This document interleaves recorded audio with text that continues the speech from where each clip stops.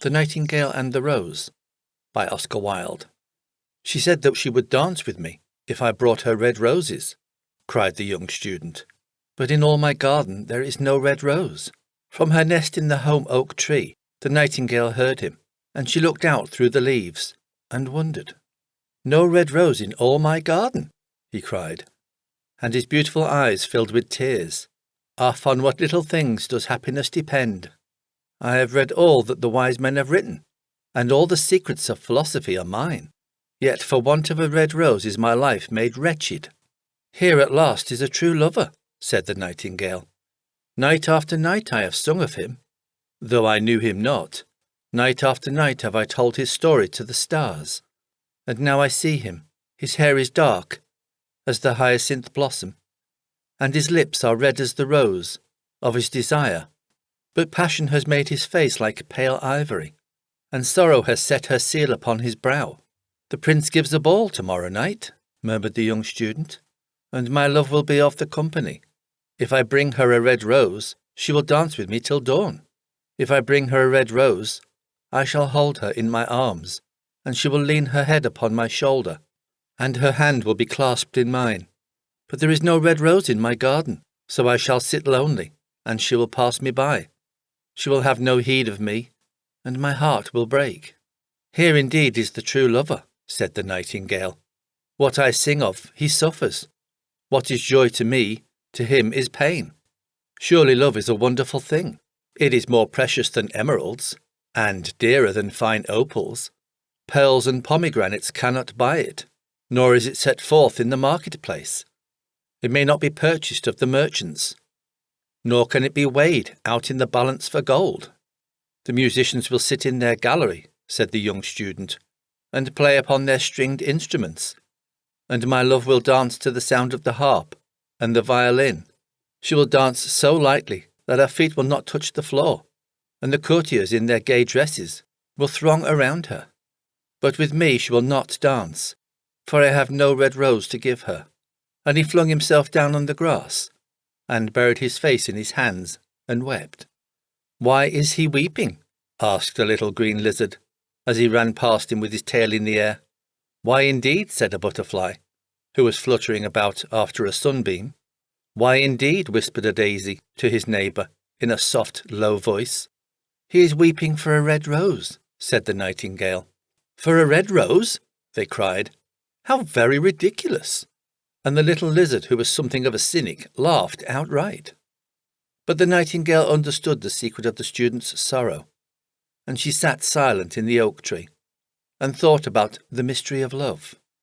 Suddenly she spread her brown wings for flight, and soared into the air. She passed through the grove like a shadow, and like a shadow she sailed across the garden. In the centre of the grass plot was standing a beautiful rose tree, and when she saw it, she flew over to it, and lit upon a spray. Give me a red rose, she cried, and I will sing you my sweetest song. But the tree shook its head. My roses are white, it answered, as white as the foam of the sea, and whiter than the snow upon the mountain. But go to my brother, who grows around the old sundial, and perhaps he will give you what you want. So the nightingale flew over to the rose tree that was growing round the old sundial. Give me a red rose, she cried, and I will sing you my sweetest song. But the tree shook its head. My roses are yellow, it answered, as yellow as the hair of the maiden who sits upon an amber throne, and yellower than the daffodil that blooms in the meadow before the mower comes with his scythe. But go to my brother, who grows beneath the student's window, and perhaps he will give you what you want. So the nightingale flew over to the rose tree that was growing beneath the student's window. Give me a red rose, she cried, and I will sing you my sweetest song. But the tree shook its head. My roses are red, it answered, as red as the feet of the dove, and redder than the great fans of coral that wave and wave in the ocean cavern. But the winter has chilled my veins, and the frost has nipped my buds, and the storm has broken my branches, and I shall have no roses at all this year. One red rose is all I want, cried the nightingale. Only one red rose. Is there no way by which I can get it? There is a way, answered the tree. but it is so terrible that I dare not tell it to you." "Tell it to me," said the nightingale. "I am not afraid." "If you want a red rose," said the tree, "you must build it out of music by moonlight, and stain it with your own heart's blood. You must sing to me with your breast against a thorn. All night long you must sing to me, and the thorn must pierce your heart, and your lifeblood must flow into my veins and become mine." "Death is a great price to pay for a red rose," cried the nightingale, "and life is very dear to all. It is pleasant to sit in the green wood, and to watch the sun in his chariot of gold, and the moon in her chariot of pearl. Sweet is the scent of the hawthorn, and sweet are the bluebells that hide in the valley, and the heather that blows on the hill. Yet love is better than life. And what is the heart of a bird compared to the heart of a man?" So she spread her brown wings for flight, and soared into the air. She swept over the garden like a shadow, and like a shadow she sailed through the grove. The young student was still lying on the grass, where she had left him, and the tears were not yet dry in his beautiful eyes. "Be happy," cried the nightingale. "Be happy. You shall have your red rose. I will build it out of music by moonlight, and stain it with my own heart's blood. All that I ask of you in return is that you will be a true lover. For love is wiser than philosophy, though she is wise, and mightier than power, though he is mighty. Flame-coloured are his wings, and coloured like flame is his body. His lips are sweet as honey, and his breath is like frankincense." The student looked up from the grass and listened, but he could not understand what the nightingale was saying to him, for he only knew the things that are written down in books. But the oak tree understood, and felt sad, for he was very fond of the little nightingale who had built her nest in his branches. "Sing me one last song," he whispered. "I shall feel very lonely when you are gone." So the nightingale sang to the oak tree, and her voice was like water bubbling from a silver jar. When she had finished her song, the student got up and pulled a notebook and a lead pencil out of his pocket.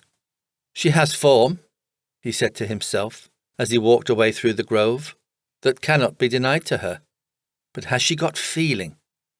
I am afraid not. In fact, she is like most artists. She is all style without any sincerity. She would not sacrifice herself for others. She thinks merely of music, and everybody knows that the arts are selfish. Still, it must be admitted that she has some beautiful notes in her voice. What a pity it is that they do not mean anything, or do any practical good." And he went into his room, and lay down on his little pallet bed, and began to think of his love. And after a time he fell asleep.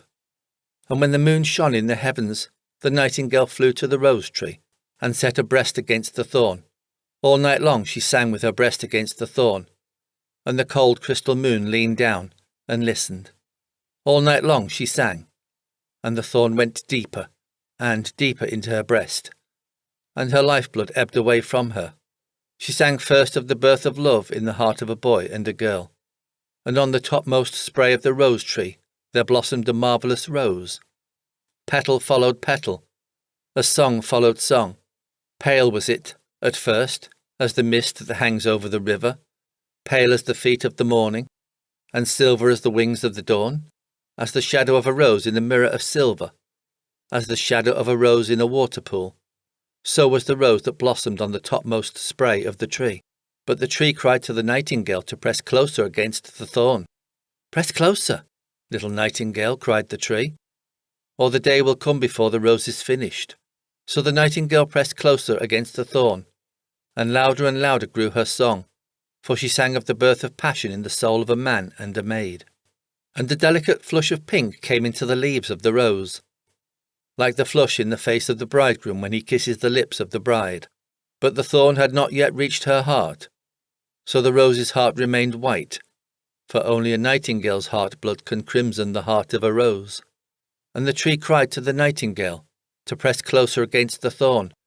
"Press closer, little nightingale," cried the tree, "or the day will come before the rose is finished." So the nightingale pressed closer against the thorn, and the thorn touched her heart, and a fierce pang of pain shot through her. Bitter, bitter was the pain, and wilder grew her song, for she sang of the love that is perfected by death, of the love that dies not in the tomb. And the marvellous rose became crimson, like the rose of the eastern sky. Crimson was the girdle of petals, and crimson as a ruby was the heart. But the nightingale's voice grew fainter, and her little wings began to beat, and a film came over her eyes. Fainter and fainter grew her song, and she felt something choking her in her throat. Then she gave one last burst of music. The white moon heard it, and she forgot the dawn, and lingered on in the sky. The red rose heard it, and it trembled all over with ecstasy, and opened its petals to the cold morning air. Echo bore it to her purple cavern in the hills, and woke the sleeping shepherds from their dreams. It floated through the reeds of the river, and they carried its message to the sea. "Look, look," cried the tree. "The rose is finished now." But the nightingale made no answer, for she was lying dead in the long grass, with the thorn in her heart. And at noon the student opened his window and looked out. "Why, what a wonderful piece of luck!" he cried. "Here is a red rose. I have never seen any rose like it in all my life. It is so beautiful that I am sure it has a long Latin name." And he leaned down and plucked it. Then he put on his hat and ran up to the professor's house with the rose in his hand. The daughter of the professor was sitting in the doorway, winding blue silk on a reel, and her little dog was lying at her feet. "You said that you would dance with me if I brought you a red rose," cried the student. "Here is the reddest rose in all the world. You will wear it tonight next to your heart, and as we dance together it will tell you how I love you." But the girl frowned. "I'm afraid it will not go with my dress," she answered. "And besides, the Chamberlain's nephew has sent me some real jewels, and everybody knows that jewels cost far more than flowers." "Well, upon my word, you are very ungrateful," said the student angrily, and he threw the rose into the street, where it fell into the gutter, and a cartwheel went over it. "Ungrateful," said the girl. "I tell you what, you are very rude, and after all, who are you?" "Only a student. Why, I don't believe you have even got silver buckles to your shoes, as the Chamberlain's nephew has." And she got up from her chair and went into the house. "What a silly thing love is," said the student as he walked away. "It is not half as useful as logic, for it does not prove anything, and it is always telling one of the things that are not going to happen, and making one believe things that are not true. In fact, it is quite unpractical, and, as in this age to be practical is everything. I shall go back to philosophy and study metaphysics." So he returned to his room and pulled out a great dusty book and began to read.